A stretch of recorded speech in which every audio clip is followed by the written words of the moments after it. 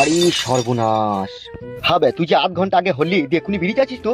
তা 8 ঘন্টা আগে হয়েছে কি হবে? তা বেরিয়ে যেতে পাবো না? উড়ি সর্বনাশ।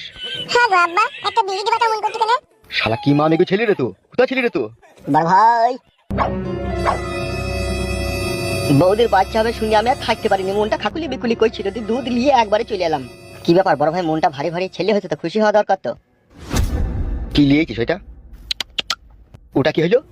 বড় ভাই আপনি শর্টকাটে কথা বুঝেন না নাকি? এটা দুধ নিয়ে এসেছি গো। দুধ লিয়ে আইছিস? হ্যাঁ গো। আমি দুধ খাবো না, একটা বিড়ি দিতে বলছি কখন থেকে, আর দুধ খাবো বানাইতে, আমি দুধ খাবো না। তুই ছেলে না অন্য কিছু বে? এই শুয়ে বাচ্চা। ছেলেটাকে তখন থেকে এমন ভাবে করে ধমক ধমক দিচ্ছ কেন? ছোট ছেলে করে লাড়ি মারি চুমকি যাবে। এলো এই মাংমারানি খান কি রড ভাতারি মাগি কি ছেলে জন্ম দিল, হওয়ার পরে বিড়ি খাবে বলছে? তুই আর ভটারি বেটাবে মাংমানি ভাই, তখন থেকে একটা বিড়ি দিতে পারছি না, বড় বড় কথা বানাইতে এতে। ও কি কথা বলতে রে বাপ? আব্বা ভাই কি তুই? আমি তো নতুন এই পৃথিবীতে এলাম, আব্বা তো বটে, তাকে বিড়ি দিচ্ছ না কেন? সাদা কুকুর দেখেছিস খায়ের উপরে বিষ ফোঁড়া হয়ে গেল রে। বড় ভাই এ ছেলে লয়, এ ছেলে লয়, আমার মন বলছে এই ছেলে লয়, এ নিশ্চয় জিন ভূত হবে, না হলে হওয়ার পরে আবার কোনো ছেলে বিড়ি খায়? এ তো বাপের জীবনে আজকেই শুনলাম। তাই তোর মনে এখন মিডিয়া ফিডিয়া চলিয়ে এখন তো বিশাল মুশকিল হয়ে যাবে রে। ওগো শোনো, বাড়ি নিয়ে চলো আমাকে। হারে সাদা কুকুর, এ কি জন্ম দিলাম রে আমি? সেইটাই তো গো বড় ভাই, এ বিশাল আশ্চর্যের ব্যাপার তো। হবে তোর কাছে আবার জিনের আশ্রয় নাই তো?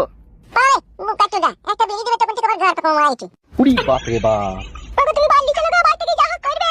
শালা কি ছেলে জন্ম দিলাম রে আমি?